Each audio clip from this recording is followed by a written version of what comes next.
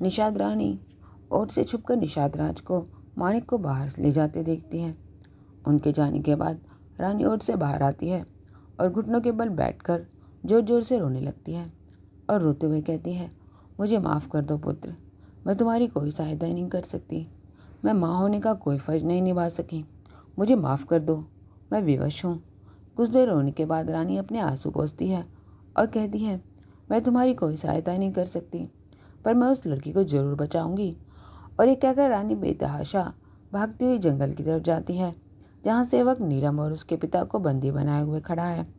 जिस सेवक को नीलम और उसके पिता को मारने का आदेश मिला था, वो नीलम के पिता का घनिष्ठ मित्र है।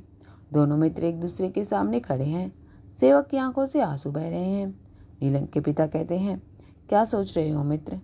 तुम्हें हमें मृत्युदंड देने का आदेश मिला है, उसे पूरा करो।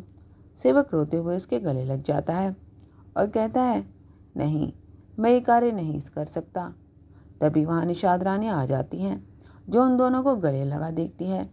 निषाद रानी को देखकर दोनों अलग होते हैं और सेवक घबरा जाता है कि कहीं निषाद रानी उसे भी दंड न दे दे। निषाद रानी, घबराओ नहीं सेवक, मैं निषाद राज से कुछ नहीं कहूँगी। मैं भी नहीं चाहती कि इन दोनों की मृत्यु हो। और फिर नीलम की तरफ देखकर कहती हैं, माणिक तुमसे बहुत प्रेम करता है पुत्री, किंतु निषाद राज, आज रात निषाद राज तंत्र क्रिया करके माणिक के मस्तिष्क से तुम्हारी हर याद को मिटा देंगे। और फिर रोते हुए नीलम का हाथ पकड़कर कहती है, उस क्रिया के बाद मेरा पुत्र बिल्कुल बदल जाएगा। मेरा मासूम सा बच्चा हैवान बन जाएगा, अपने पिता की तरह कठोर और निर्दयी बन जाएगा। प्रेम क्या होता है ये बिल्कुल भूल जाएगा। उसकी मासूम सी मुस्कान शैतानी हंसी में बदल जाएगी और मैं आभागिन माँ सब कुछ जानते हुए भी कुछ भी नहीं कर सकती अपने माणिक को बचाने के लिए। और ये कहकर जमीन पर बैठकर रोने लगती है। नीलम भी निषाद रानी के पास बैठती है और कहती है, निषाद रानी, अब दुखी ना हो। अगर ईश्वर ने हमारी किस्मत में वियोग का दुख लिखा है तो हमें वो स्वीकार है। रानी, नहीं पुत्री, ये ईश्वर की इच्छा नहीं है, इसलिए मैं इसे स्वीकार नहीं करूंगी। नीलम के पिता निषाद रानी से कहते हैं, निषाद रानी, पर हम कर भी क्या कर सकते हैं? हम में से किसी में भी इतना सामर्थ्य नहीं जो निषाद राज की बात का विरोध भी कर सके। रानी कहती हैं, विरोध भले ही ना कर सकें, पर इस कार्य को पूरा होने से तो रोक सकते हैं। नीलम कहती है, कैसे? तब रानी कहती है, इतना तो मैं जानती हूँ कि इस क्रिया को पूरा होने में 1 वर्ष का समय लगेगा। निषाद राज हर रात माणिक पर तंत्र क्रिया करेंगे। नीलम कहती है, परंतु ये आप भी जानती हैं, कोई भी इसे होने से नहीं रोक सकता। तब रानी कहती है, एक है जो इस क्रिया की गांठ बता सकता है, जो माणिक को निषाद राज की तरह निर्दयी बनने से रोक सकता है। ये सुन नीलम कहती है, कौन? तब रानी कहती है, निषाद राज की गुरु, जो एक डाकिनी है। तंत्र की शिक्षा उन्होंने उसी से ली थी। तुम उसके पास जाकर सहायता मांगना। नीलम घबरा कर कहती है, डाकिनी? तब रानी कहती है, हाँ, घबराओ नहीं पुत्री। यदि कोई उससे सहायता मांगने की इच्छा से उसके पास जाता है तो अवश्य उसकी मदद करती है। नीलम के पिता कहते हैं, पर निषाद रानी, वो अपने शिष्य के विरुद्ध जाकर हमारी सहायता क्यों करेगी? तब रानी कहती है, स्वभाव। डाकनी का स्वभाव ही ऐसा होता है, उसे भोग से मतलब होता है और उसे कुछ नहीं चाहिए। रानी नीलम का हाथ अपने हाथ में लेती है और कहती है, मुझे वचन दो पुत्री, तुम उसके पास जाकर तंत्र शिक्षा लोगी और वो जो चाहे कुछ भी मांगे, भोग के रूप में मांगे, तुम उसे अवश्य पूरा करोगी। तुम्हें माणिक की सौगंध। नीलम ये सुनकर चौंक जाती है। तब रानी कहती है, मेरे पुत्र को शैतान बनने से बचा लो पुत्री, बस तुम ही ये कार्य कर सकती हो। बोलो, तुम उसके पास जाकर सहायता मांगोगी ना बोलो पुत्री। नीलम कहती है, अब जैसा चाहती हैं वैसा ही होगा निषाद रानी। नीलम जादूगरनी कहती है, निषाद रानी ने हमारी वहां से भागने में मदद करी और उनके बताए पते पर जाकर एक गुफा के अंदर मैंने एक अति सुंदर नारी को देखा, जो वही डाकनी थी। जब मैंने उससे सहायता मांगी, उसने सारी बात बताकर उसे तंत्र विद्या सिखाने का आग्रह किया, तो डाकनी ने कहा कि वो किसी की भी सहायता कर केवल भोग के लिए करती है। अगर मैं उसे भोग दूंगी तो अवश्य उसकी सहायता करेगी। मैं उससे भोग पूछा तो उसने कहा कि भोग क्या होगा ये मैं विद्या पूरी होने पर बताऊंगी, और अगर विद्या पूरी होने पर तुमने मुझे भोग नहीं दिया तो तुम मेरे द्वारा सिखाई गई सारी विद्या को भूल जाओगी। शहजादी, ये बात सुनकर मैं चिंतित होती कि न जाने ये क्या भोग मांग ले, पर फिर मुझे निषाद रानी का रोता हुआ चेहरा याद आया और उनका आग्रह कि मैं उनके पुत्र पर से तंत्र क्रिया की काट करूंगी, और मैंने डाकनी को वचन दे दिया। उसके बाद 1 माह तक मैंने उनसे सारी तंत्र विद्या का ज्ञान प्राप्त किया, और जब मेरी विद्या पूरी हो गई तो उसने कहा कि मैं उसे भोग दूंगी, तब इस विद्या का प्रयोग कर सकूंगी। जब मैंने भोग पूछा तो उसका बताया भोग सुनकर मेरे पैरों के तले से जमीन खिसक गई। पन्ना कहती है, ऐसा क्या भोग मांग लिया था उसने? तब नीलम कहती है, 101 नवयुवक पुरुषों की बलि। पन्ना, क्या? नीलम कहती है, हाँ, तुम्हारी तरह से मैं भी ऐसे ही चौंक गई थी, और मुझे ऐसा हुआ देखकर डाकनी क्रोधित हो गई और बोली, तुम्हें क्या लगा मैं कंदमूल, फल, वस्त्र और आभूषण मांगूंगी? तुम वचन में बंधी हो। अगर तुमने मेरा भोग नहीं दिया तो जिसके लिए तुमने ये विद्या सीखी है उसकी इसी क्षण मृत्यु हो जाएगी। उसकी ये बात सुनकर मैं एकदम से डर गई और उसे भोग देने की राजी हो गई, पर मैंने उसके सामने एक आग्रह किया कि इतने पुरुषों को मैं एक कैसे लेकर आऊंगी, इससे आप मेरी कुछ सहायता कीजिए। तब उसने मुझे एक विद्या का प्रयोग करने की अनुमति दे दी, और वो थी मनुष्यों को पशु पक्षी में बदलने की विद्या। इस विद्या की सहायता से मैं किसी को भी पशु पक्षी बनाकर उसे डाकने के पास ले जा सकती, जिससे उसे उसका भोग प्राप्त हो। पन्ना हैरानी से कहती है, कितनों को भेज चुकी हो उसके पास? नीलम कहती है, 1 को भी नहीं। तो हीरा कहती है, क्यों? ये भोग देने को मेरा मन नहीं माना। अपने प्यार को पाने के लिए मैं किसी निर्दोष के प्राणों को संकट में कैसे डाल सकती हूँ, पर मुझे कोई उपाय नहीं सूझ रहा कि मैं क्या करूँ। अगर मैं भोग देने को मना करती हूँ तो मानिक की मृत्यु हो जाती है, इसलिए मैंने डाकनी से कहा कि मैं पूरा भोग एक साथ दूंगी। 101 पुरुष एक साथ उसके पास लेकर जाऊंगी। ये बात सुनकर डाकनी मान गई, पर उसने मुझे कहा कि जब तक मैं अपना वचन पूरा नहीं करूंगी और उसे उसका भोग पूर्ण रूप से नहीं दूंगी, तब तक मैं किसी और विद्या का प्रयोग नहीं कर सकती। और अगर किसी ने भी मेरे द्वारा बनाए हुए किसी भी पशु पक्षी की वास्तविकता को पहचान लिया और उसे खंडित कर दिया, तो जितने पुरुषों को मैंने पशु पक्षी बनाया था वह पुरुष मनुष्य रूप में आ जाएंगे।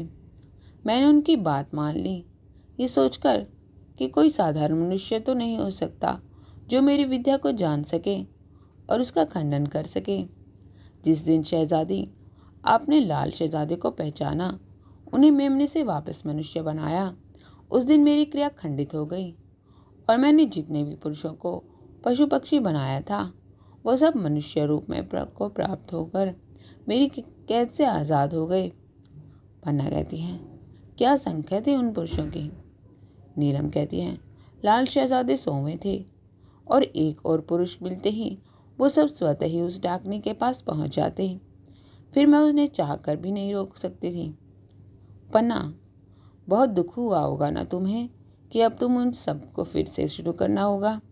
नीलम परी कहती है, नहीं, दुख नहीं, अपितु मुझे खुशी हुई कि जिसने मेरी विद्या की काट करी वो कोई साधारण मनुष्य तो नहीं हो सकता। ईश्वर को धन्यवाद किया कि उन्होंने कोई तो मार्ग दिखाया। उस दिन के बाद मैंने कई बार प्रयास किया कि आपसे मिलकर सहायता मांगूं, अपनी समस्या बताऊं, पर ना तो हिम्मत जुटा सकी और ना ही कभी मौका मिला। पर आज ईश्वर ने मुझे आपके सामने खड़ा कर दिया और मौका दिया कि मैं आपकी मदद करूं। तब हीरा कहती है, तो फिर दूसरी शर्त बताने से इनकार क्यों किया? नीलम कहती है, जब आपने मुझे बुलाया तो मन में एक उम्मीद जगी कि आपकी मदद करने के बदले में मैं आपसे सहायता मांगूंगी, पर जब आपने बताया कि आपको मेरी सहायता की आवश्यकता अपने प्रेम को पाने के लिए है, तो मैंने अपना विचार बदल दिया, ये सोचकर कि मुझे नहीं तो मेरे कारण किसी और को उसका प्यार मिलेगा। पन्ना कहती है, पर हम तुम्हारी कैसी सहायता कर सकते हैं? हमें तो कोई जादू भी नहीं आता। तब नीलम कहती है, कोई बात नहीं, अब मैं बिना किसी शर्त के आपकी मदद करने के लिए तैयार हूँ। तो हीरा कहती है, कितना समय बाकी है माणिक पर तंत्र क्रिया संपन्न होने में? नीलम कहती है, रहने दीजिए शहजादी, अब उन बातों से कोई फायदा नहीं। हीरा कहती है, बताओ नीलम, कितना समय है अभी? नीलम कहती है, 1 माह का समय शेष है। तो हीरा कहती है, और तुम चाहती थी कि महाराज निषाद राज को एक रात के लिए अपने अतिथि के रूप में अपने नगर में बुलाएं, जिससे निषाद राज माणिक पर क्रिया ना कर सकें और माणिक पर से दंत क्रिया का बंधन टूट जाए। नीलम हैरानी से हीरा की तरफ देखती है। आपको ये कैसे पता? हीरा, कुछ तंत्र विद्या का ज्ञान है मुझे। कुछ क्रियाएं ऐसी होती हैं जो वेद खुलने पर नष्ट हो जाती हैं, और मुझे लगता है कि शायद ये भी उन्हीं में से एक हो। अगर तुम किसी शुभचिंतक को माणिक के पास भेजती और वो तुम्हारे और माणिक के प्रेम की बातें उसे बताता, तो ये सब क्रियाएं नष्ट हो जाती। नीलम कहती है, कोशिश करी थी मैंने शहजादी, पर निषाद राज बहुत ही शातिर हैं। मेरी इस कोशिश के चलते वो जान गए कि मैं और मेरे पिता जीवित हैं, और निषाद राज ने और मेरे पिता ने के मित्र उस सेवक ने उसे धोखा दिया, जिसके कारण निषाद राज ने निषाद रानी और उस सेवक की हत्या कर दी। ये सुनकर हीरा हैरानी से कहती है, क्या? और पन्ना तो आंखें बड़ी करके कहती है, अपनी पत्नी को मार डाला? नीलम कहती है, जी राजकुमारी, पर अब इन बातों से क्या फायदा?